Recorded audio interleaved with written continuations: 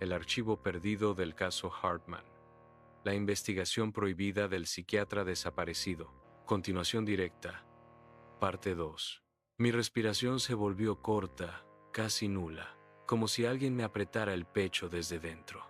Intenté encender mi linterna, pero solo escuché el leve clic de un mecanismo muerto. Todo lo que me rodeaba era negro, tan espeso que sentía que se movía, rozando mi piel. Mi equipo estaba detrás de mí, o al menos eso creía. No escuchaba sus pasos, ni su respiración, ni el sonido del equipo moviéndose. Era como si el sanatorio hubiera decidido tragárselos en silencio mientras yo estaba mirando a otro lado. La voz volvió a sonar, más cerca, más clara, más humana. ¿Por qué volviste?, susurró, como si estuviera exactamente a 1 centímetro de mi oído. No era la voz de un paciente, no era un eco, no era viento. Era una voz consciente, una voz que recordaba, una voz que esperaba. Cuando por fin la linterna volvió a encenderse, la sombra ya no estaba detrás de la puerta oxidada, pero algo sí se había movido. Las huellas en el polvo del suelo no eran nuestras, eran pasos descalzos, pequeños, como los de alguien que había caminado por ese lugar sin piel suficiente para amortiguar la pisada. Seguían un patrón extraño.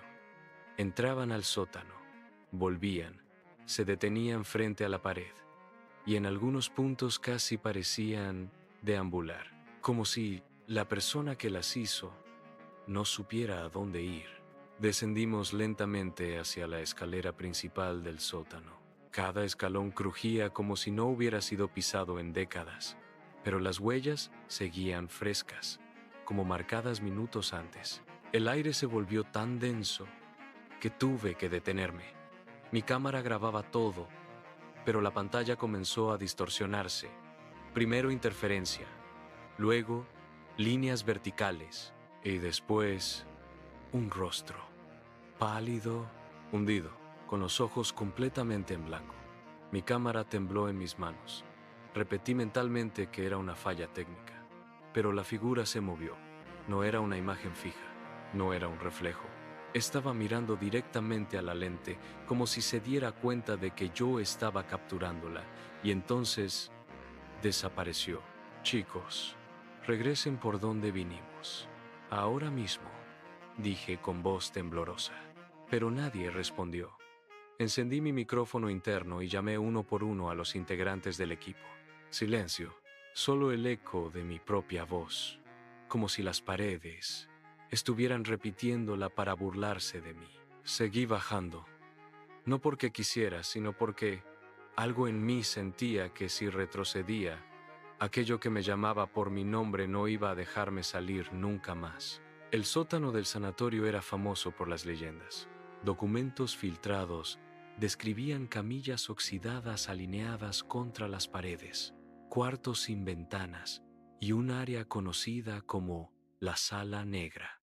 Los rumores decían que era usada para experimentos no autorizados y también para castigos. Mientras caminaba, la grabadora que llevaba en el pecho captó algo, un latido, uno solo, seco, profundo, como un corazón que no debería seguir funcionando. Revisé mi pulso. No era el mío. El micrófono lo seguía detectando. Un pulso que resonaba en la oscuridad. Un pulso que parecía venir de detrás de una puerta cerrada con cadenas caídas en el suelo. La empujé ligeramente. No estaba cerrada. Mientras se abría, un olor insoportable como metal oxidado mezclado con humedad y carne vieja se deslizó hacia mí. Tuve que cubrirme la boca. Adentro había una silla, una sola, con correas de cuero gastadas y manchas oscuras en el piso. A su lado, un archivador gris, completamente destrozado.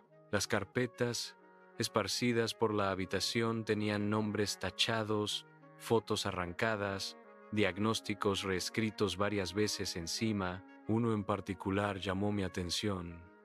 Mary Dalton. Su expediente, el original. no la versión editada que el hospital entregó al condado. La última página estaba escrita a mano, con tinta corrida. Decía: "No puedo dejarla salir. Ya no es Mary. Ya no es nada". Antes de que pudiera procesar lo que estaba leyendo, escuché un susurro justo detrás de mí, un susurro que no debería existir. Ella todavía está aquí. Sentí un aliento helado en la nuca. Me giré de inmediato. No había nadie en la habitación, pero la cámara marcó movimiento detrás de mí. Y cuando miré la pantalla, vi la silla, balanceándose sola, muy despacio, como si alguien acabara de ponerse de pie después de estar sentado un largo tiempo. La temperatura descendió tan rápido que sentí cómo el aire me quemaba la piel, como si lo que estaba detrás de aquella sombra hubiera drenado todo el calor del ambiente. Mi respiración formaba pequeñas nubes que se movían torpemente en la oscuridad. Intenté encender la linterna, pero el botón se resistía, como si algo invisible estuviera presionándolo desde dentro. El silencio se volvió tan profundo que podía escuchar el latido de mi propio corazón golpeando en mis oídos, desacompasado, demasiado rápido para ser normal.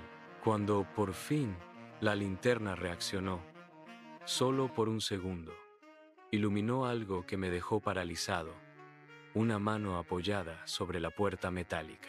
Una mano humana, pero pálida, demasiado pálida, casi translúcida. Luego la luz volvió a apagarse. Mi equipo empezó a preguntarme si estaba bien, pero sus voces parecían venir distantes, como si alguien las estuviera filtrando desde otro lugar. No sé cómo explicarlo, pero no sonaban humanas, sonaban distorsionadas. Respiré profundo y avancé hacia la puerta oxidada. Cada paso resonaba con un eco extraño, como si ocurriese en un túnel interminable. Coloqué mi mano sobre el metal y sentí que estaba frío como hielo, pero no un frío normal, uno que parecía moverse por dentro de la piel, como si intentara meterse en mis huesos. El metal vibró ligeramente bajo mi mano, y un sonido metálico, casi como un gemido, escapó desde el interior. Cuando empujé la puerta, el olor me golpeó de inmediato. Humedad, polvo y algo más. Algo rancio, viejo, como un suspiro atrapado por décadas. La puerta cedió con un chirrido largo, y la oscuridad del sótano se abrió ante nosotros como un pozo sin fondo. Mis cámaras intentaron ajustar la imagen, pero el sensor se volvió blanco por unos segundos, como si algo las estuviera saturando con una luz imposible. Bajamos los primeros peldaños. Cada escalón parecía más frágil que el anterior, como si nadie hubiera pisado ese lugar desde antes del cierre del sanatorio. El aire se volvió más denso, casi espeso, tanto que cada respiración era un esfuerzo. Mi pecho empezó a doler. Me froté el esternón y sentí como mis dedos temblaban sin control. Un zumbido empezó a llenar el sótano. Al principio pensé que era el cableado viejo, pero luego me di cuenta de que no era electricidad. Era una voz extremadamente baja, casi un murmullo. Y no venía de un lugar específico. Parecía brotar de las paredes, del techo, del suelo. ¿Por qué volviste? Me detuve. No podía ser. Esa frase era idéntica a lo que había encontrado escrito en la libreta rota del cuarto de pacientes. Idéntica. Y no solo eso.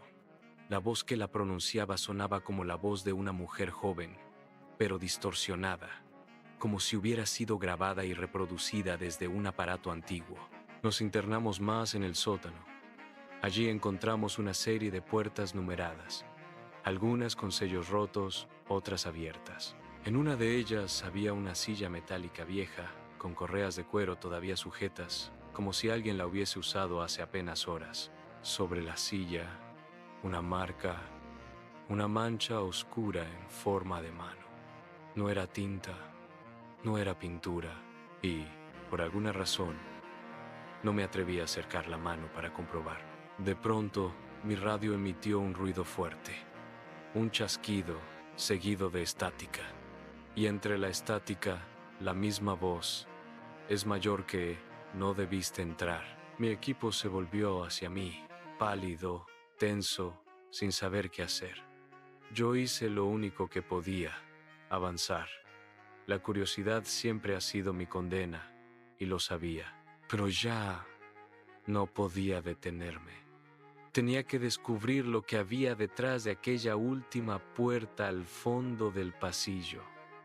Una puerta ancha, reforzada, con un pequeño ventanuco enrejado. Cuando me acerqué, vi que el ventanuco estaba empañado desde dentro.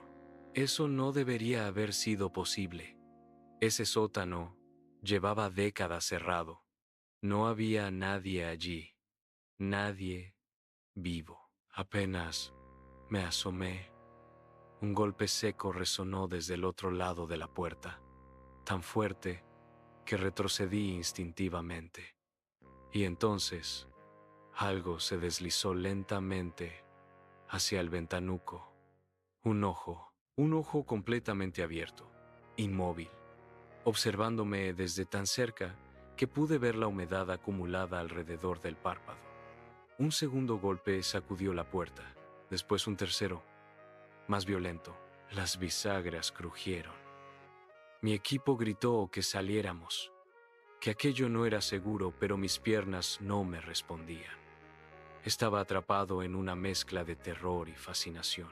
El ojo seguía allí, sin parpadear, como si supiera quién era yo, como si hubiese estado esperando mi llegada.